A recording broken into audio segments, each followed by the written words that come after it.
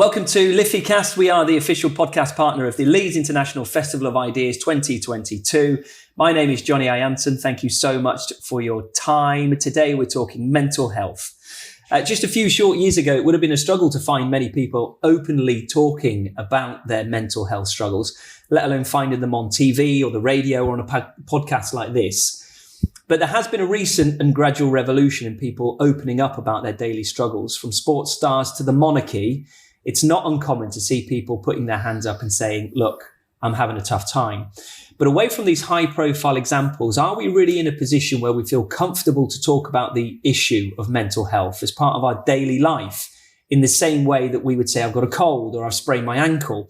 We're certainly getting towards that space. But do we feel safe and empowered enough to do it as a matter of course? In today's episode, we ask the question, how should we talk about mental health?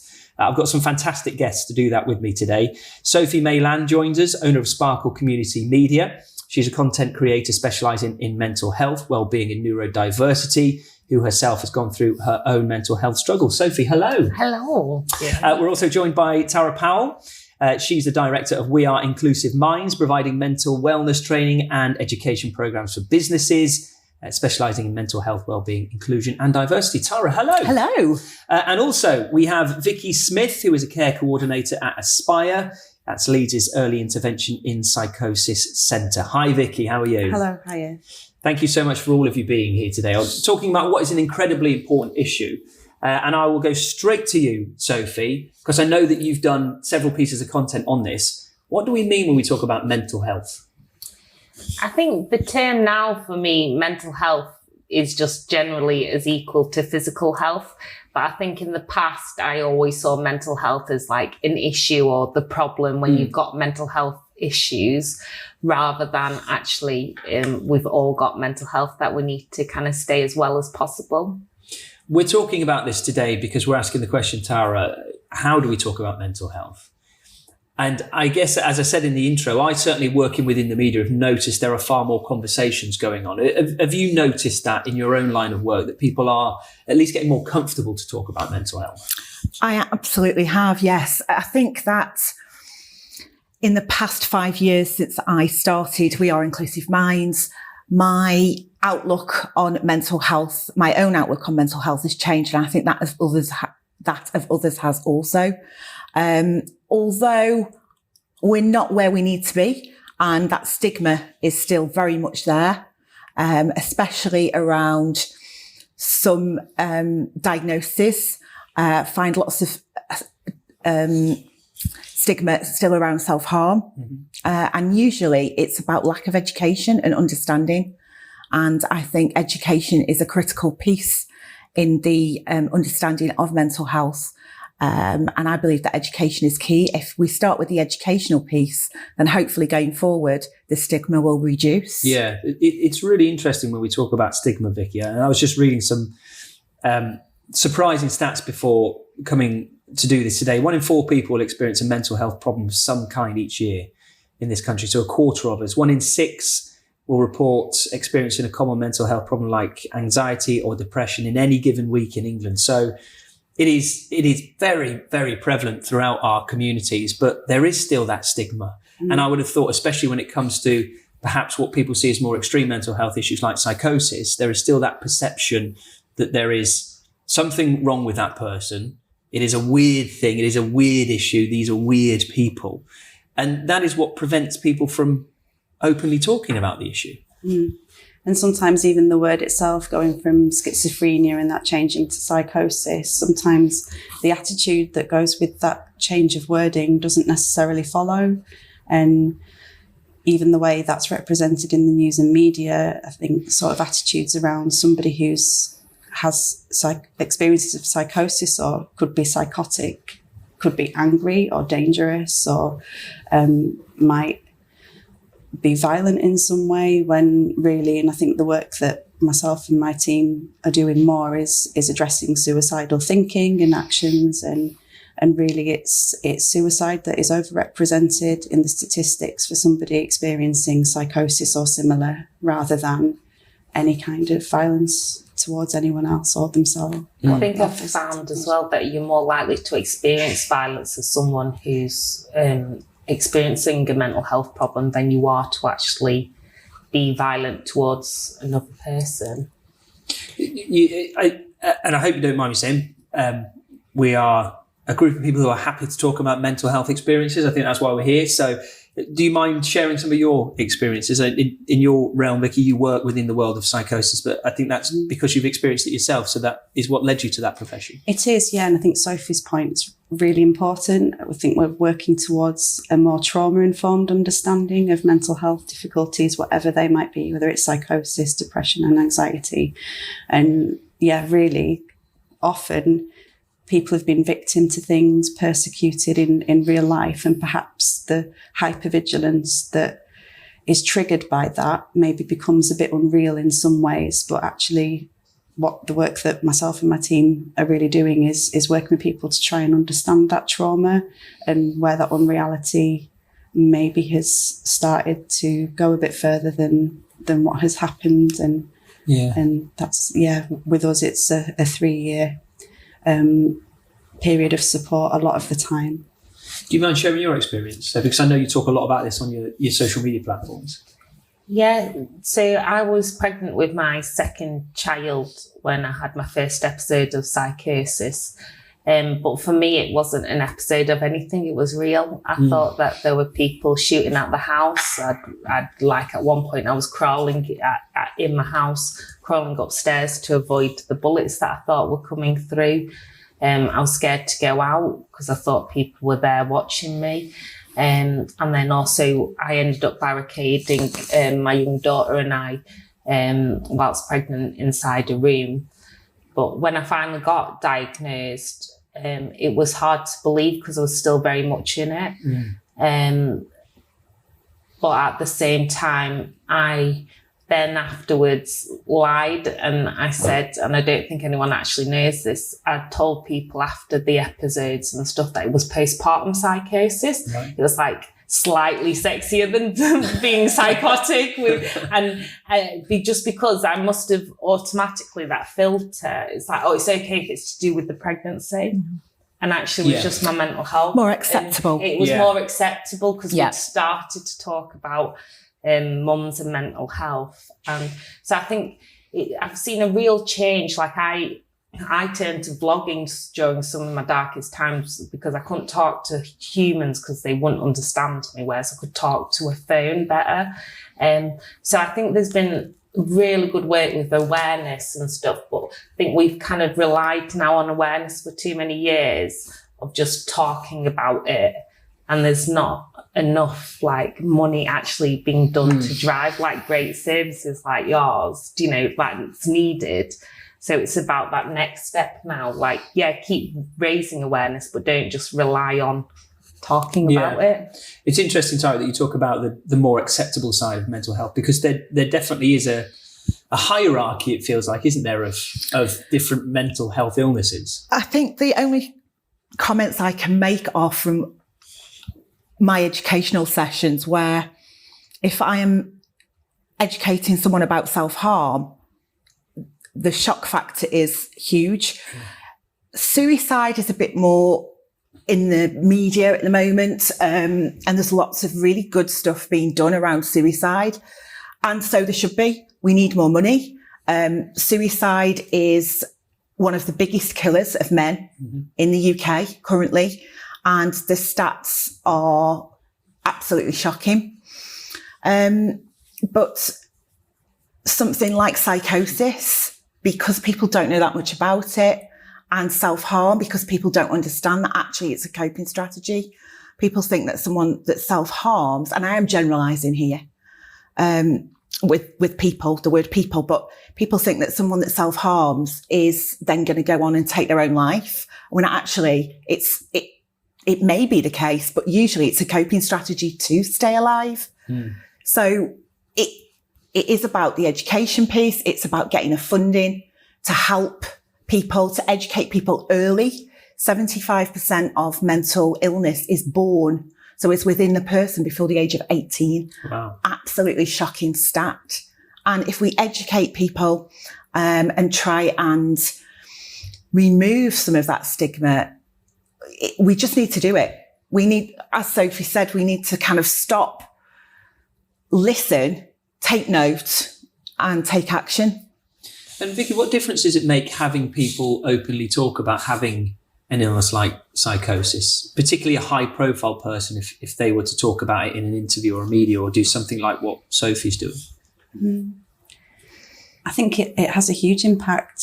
I mean, personally, even hearing Meghan Markle talking about how she had felt about suicide opened up a conversation between me and some of my family that it was a really frank discussion that hadn't really happened before. And it was something like that maybe made having a more direct and less fearful approach to talking about something like that and actually doing something about it to be safe was really useful. Yeah.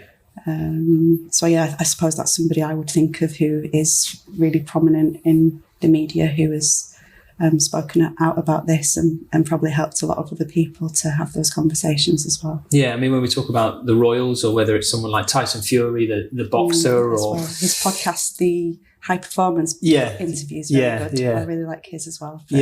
And especially coming from a sport like boxing, and we've seen several rugby players talk about it as well. And when we talk about the issue within men and suicide being a huge killer within men, and this notion that men are strong and powerful, and that means not talking about it, and that means bearing the burden instead, which obviously we know can lead to a far worse impact of mental health, that having visible, high profile people talk about it probably saves lives. And I think I always say the quote, with every genius mind is a tincture of madness. And I think there is actually, with a lot of people who have mental health problems, from my experience anyway, they have like some amazing talent or some certain skills. And it's like, I think it's not to see it as a bad thing when someone has almost like the world has got too much and but then I experienced like some of the wonderful things that those people can do when they're actually included and empowered to thrive. And I'm somebody, again, with lived experience of trying to take my own life. And again, it's hard because sometimes you don't want to talk about it, because then when you get people like Meghan Markle and boxers, and it's so important that these people are, for us who have lived experience of it, but for then other people who haven't or don't understand it, it's like, oh, well, they're just glamorizing it, or it's just because it's in fashion, it's or it's a hashtag. So it's like then there's this real distaste towards it, which I think is really unhelpful. Yeah. Can I ask, and you share as much as what you want to do, when you talk about you wanted to take your own life, in the aftermath of that, how did you deal with presumably the feelings that come along with it that I've discussed before, such as the shame that comes with it and the anger that comes with it and the sadness that comes with it? Who did you turn to help you get through that phase? So this is where it's bizarre, because people would expect that you try to take your own life and then suddenly there's loads of support. And actually you're in hospital, but as soon as you're physically well enough to leave, often you can just leave. Just go. And so there wasn't actually a lot of support. I've been so lucky to have such a strong, close network of family and like my church community and friends and people around me. But there is that stigma, and I actually remember, and this is my awful sense of humour, but I was in hospital and obviously unconscious for a period of days. I didn't want anyone to know what had happened, because I was actually gutted that I hadn't managed it. Yeah. But then I texted everyone back the same message saying, sorry, I've been a bit busy if I haven't replied.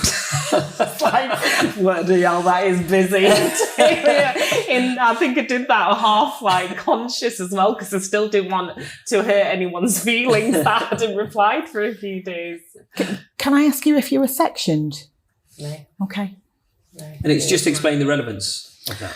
So someone's usually sectioned under the Mental Health Act. Vicky might know exactly what the Mental Health Act's called, but and it's where you are clinically diagnosed and you are not well enough to leave the hospital, so you can be detained under the Mental Health Act. Yeah. And I think the stigma that surrounds that Of being sectioned. is huge. Yeah. And I didn't know if Sophie had or not. And I guess if she had I think we would have known, because Sophie's very honest, but I think a lot of people hide the fact that they have been sectioned. They might go on to talk about an experience they've had with mental illness, but very rarely will someone say, yeah, I've been sectioned. I think that the stigma is huge around that. Would you agree? Yeah. And I think the more we can share stories about that and that feel okay, the better. And I think it's something that I've struggled with, and I was sectioned for a brief episode of psychosis, a month in hospital, and I suppose that was kind of what brought me to where things really started for me to get into the work that I do now. And I think for me it was, again, I suppose not everybody gets sectioned after a suicide attempt, and is that right or wrong? And what are the supports in place for somebody after something like that? It's probably part of a lot of that decision making. For my admission, I was just floridly psychotic and absolutely off the walls. That was when I nearly was sectioned, was with psychosis, and it were like, because I was pregnant and had a young child, it was my choice with the support of family whether I went to the mother and baby unit, which is a whole other story because that's really hard to get into, or I stayed at home. So we decided it was best for the kids, because you couldn't take in a toddler into the mother and baby unit, whereas you could have the baby with it. And I was just begging not to be sectioned for that reason, but in hindsight it might have been better. I think we're in a situation where we're asking friends and families to do an awful lot of caring for people after they've been through something like this, and that's really challenging and puts so much strain on relationships, and potentially isn't very safe either. And Sophie was talking about how lucid and believable those psychotic episodes are. And I imagine it was the same for you as well, Vicky, was it? That you can't tell the difference between reality and what is going on in your head. No, and without any reassurance from anybody else, even the people closest to me that I knew the most. And is it a classic, is it always that somebody is out to get you, or something is out to get you? Is it that kind of sabotage? It really varies. And I think this is around sort of the kind of words that we use. And although there might be, maybe I've heard some of the people I work with describe constellations of experiences that might be grouped together into a diagnosis, but that we try to work with diagnostic uncertainty as well. That can be challenging to kind of, it's almost a bit of a paradox really to reconcile those two kinds of approaches. But I think a persecutory belief is one of those sort of stars in a constellation of an experience of psychosis that would mean that a service like mine would be involved with somebody and supporting them. I suppose some of the common things are maybe the hearing voices, and maybe finding a lot of coincidences and that kind of thing. And with being sectioned, did it or maybe does it feel like there is a black mark against you? Because as we were saying, as Tara was saying, there is that perception, that really negative perception around being sectioned, which probably a lot of it comes from the media and in films and narratives and books and all that kind of stuff. Does it feel like there is a hangover constantly from that? I think there can be an anxiety that you might be discriminated against because of it if you disclose it in, say, a workplace, and or even how you'll be viewed within your own family, and how people have conversations with friends and family about that too. And I think for me, it's now so much part of my normal day-to-day working life that I'm getting have got quite used to having conversations about it a lot. And I suppose but what I do notice for people that I work with is that maybe it's not as easy to be speaking to even their nearest relatives about what they've been through, whether that's been sectioned or self-harm or suicidal thoughts or actions. And how do we challenge that then, Tara, do you think? How do we challenge that stigma? How do we challenge the narrative which seems so pervasive in the media or in films and TV? I think that it needs to come from the top. So as Sophie mentioned, there's a lot of doing and there's a lot of doing this and that, but we need that funding from the government to help educate, support services that are doing fantastic jobs, to get the message out there that actually everyone has mental health. There is no health without mental health, just as we all have physical health. And I think the stat from a business perspective is around 50% of fit notes or absence notes currently are around mental health or stress, which isn't in itself a mental health diagnosis, but if it tips to distress, can become one. Yeah. And we're not actioning it. It's not just got the funding that it needs. But 50% of sick notes now are around mental health, mostly anxiety and depression with the stress in there. But what does that say?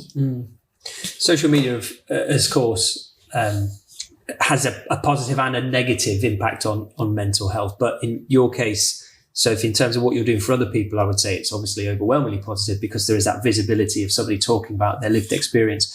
But I wonder, from your personal perspective, has it offered a way of you channeling that experience and that energy that you have and helping you deal with and come to terms with the things you've gone through by being able to talk about it on a massive level on your platform?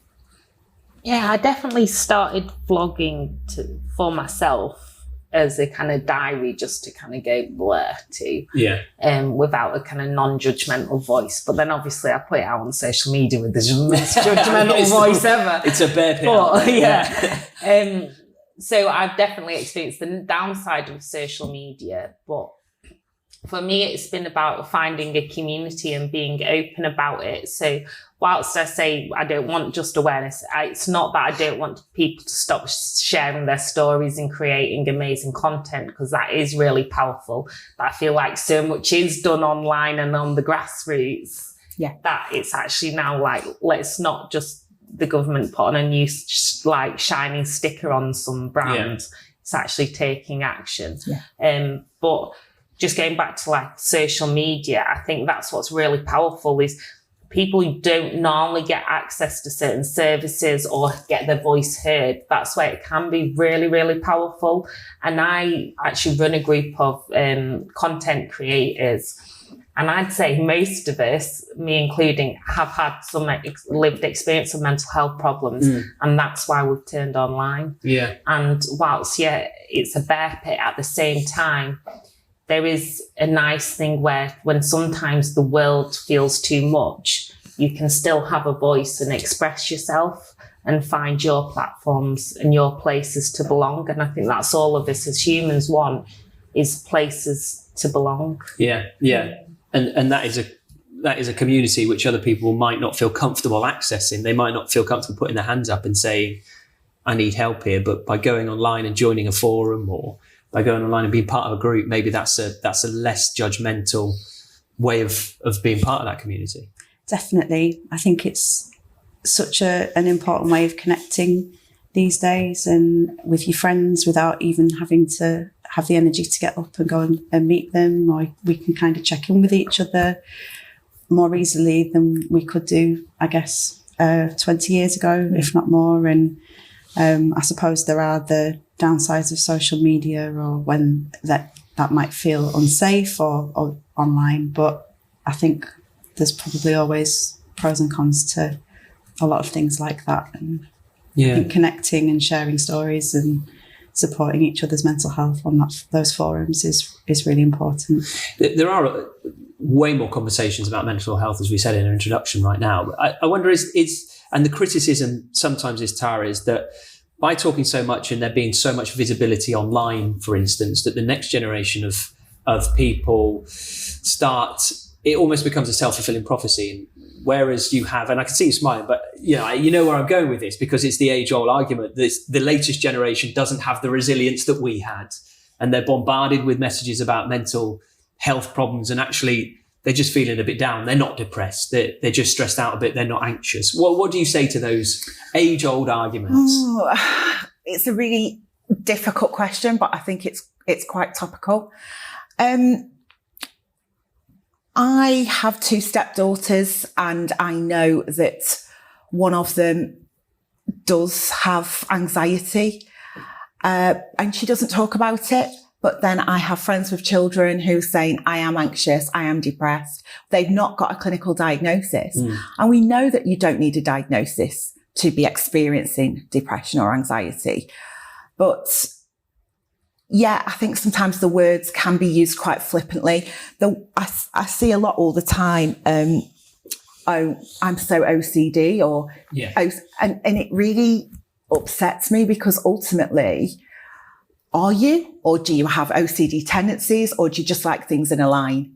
And people I've spoken to with OCD diagnosis, they say it's really upsetting. So I think the language that we use when we talk about mental health is really important.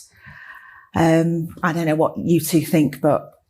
Yeah, I really agree. Again, a conversation with one of my co-workers was around using somebody's own words about how they describe their experience, and it not having to be psychosis or schizophrenia or anything else from a textbook. You know, is it a breakdown, or so many other ways that I can't think of any examples. And I think it's trying to showcase that it's such a spectrum, like anything. So in some videos, I might be ugly face crying, and, you know, they're the ones that will hit the press and go worldwide and viral. But then in a lot, I'm just being stupid and having fun and making fun of it, because that's how I also deal with stuff, is I have to make a joke. Like, I made so many inappropriate jokes when I was in hospital. Like, and, you know, everyone's like, can we laugh? Can we laugh? I'm like, no, you can laugh. But that's because that's me. Yeah. And that's the thing to, like, remind ourselves of, is everyone with lived experience is still a human with their, I always say, like, my YouTube channel's now perfectly imperfect, because it's about, we are that kind of light and shade to all of us. And not everyone will find what Sophie says funny. It could be quite offensive. Yeah. You can never get it 100% right. And Vicky was saying about ownership. And I think a lot of it is about context and content. When we talk about the word breakdown, that might be offensive to someone, but not other. It's not offensive to me. I believe I've had a mental breakdown, and that's the words I want to use to describe it. But for somebody else, that might not be the words. I think when it comes to mental health, there is never a one size fits all. Ever. Yeah. And everyone's different. So if you use the word spectrum, I've come across a lot of people that say, actually, I don't like the word spectrum. So what else do I use? I've started saying scale, but Sophie's used it about her own mental ill health, so it's acceptable. Yeah. But the language around mental health it's difficult, isn't it? It is, and I think it's not having a go at anyone about like any one word. It's just about educating one another. So like, we'll change that word next time I use it if I know that to some people it's offensive. Yeah. And without the conversation, you wouldn't know to do that. Exactly. And it's not about like, it's about kind of going, well, we're all kind of in this together, and we've all got mental health. How can we best talk about it?